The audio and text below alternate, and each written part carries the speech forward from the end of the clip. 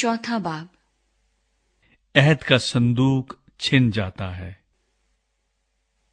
और सैमुएल की बात सब इसराइलियों के पास पहुंची, और इसराइली फिलिस्तियों से लड़ने को निकले और इबनअजर के आसपास डेरे लगाए, और फिलिस्तियों ने अफीक में खैमे खड़े किए, और फिलिस्तियों ने इसराइल के मुकाबले के लिए सफ आराई की।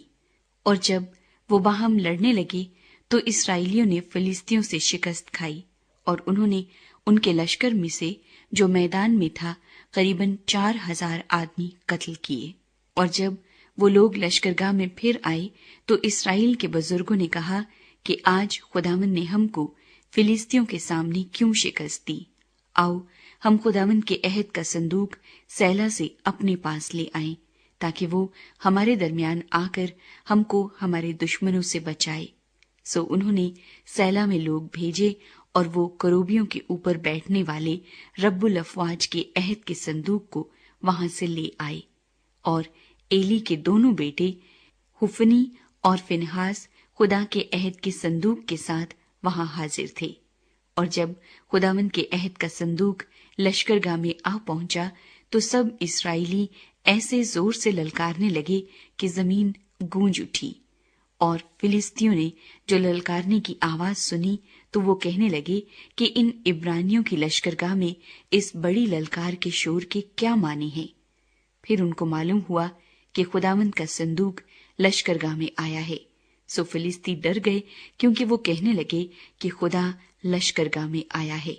और उन्होंने कहा कि हम पर वावेला है, इसलिए कि इससे पहले ऐसा कभी नहीं हुआ। हम पर वावेला है, ऐसे जबरदस्त देवताओं के हाथ से हमको कौन बचाएगा। ये वही देवता है जिन्होंने मिस्रियों को बियाबान में हर किस्म की बला से मारा। ऐ फिलिस्तियों, तुम मजबूत हो और मर्दानगी करो, ताकि तुम इब्रानियों के गुलाम न बनो जैसे वो तुम्हारे बने, बल्कि मर्दानगी करो और लड़ो।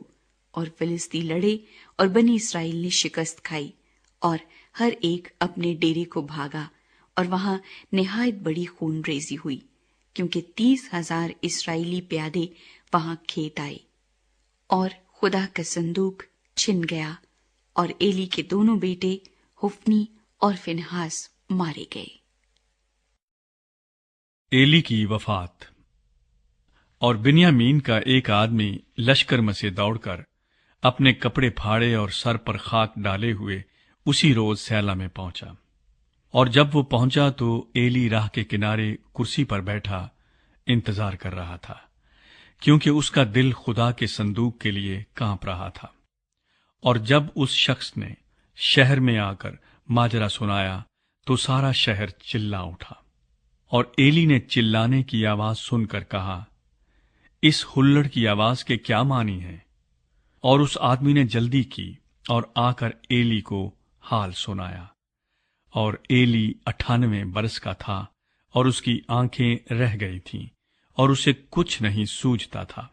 सो उस शख्स ने एली से कहा, मैं फौज में से आता हूं, और मैं आज ही फौज के बीच से भागा हूं। उसने कहा, अय मेरे बेटे, क्या हाल रहा। उस खबर लाने वाले ने जवाब दिया, इसराइली फिलिस्तियों के आगे से भागे, और लोगों में भी बड़ी खूंरेजी हुई, और तेरे दोनों बेटे हुफनी और फिनहास भी मर गए, और खुदा का संदूक छिन गया। जब उसने खुदा के संदूक का जिक्र किया तो वो कुर्सी पर से पछाड़ खाकर फाटक के किनारे गिरा, और उसकी गर्दन टूट गई, और वो मर गया, क्योंकि वो बुढ़ा और भारी आदमी था। वो 40 बरस बनी इसराइल का काजी रहा। फिनहास की बीवी की वफात। और उसकी बहू फिनहास की बीवी हमल से थी, और उसके जनने का वक्त नजदीक था। और जब उसने ये खबरें सुनी कि खुदा का संदूक छिन गया और उसका खुसर और खावंद मर गए, तो वो झुक कर जनी, क्योंकि दर्द ज़े उसके लग गया था। और उसके मरते वक्त उन औरतों ने जो उसके पास खड़ी थीं उसे कहा, मत डर, क्योंकि तेरे बेटा हुआ है। पर उसने न जवाब दिया और न कुछ तवज्जो की। और उसने उस लड़के का नाम यकबूद रखा, और कहने लगी कि हशमत इसराइल से जाती रही, इसलिए कि खुदा का संदूक छिन गया था, और उसका खुसर और खावंद जाते रहे थे। سو اس نے کہا کہ حشمت اسرائیل سے جاتی رہی کیونکہ خدا کا صندوق چھن گیا ہے۔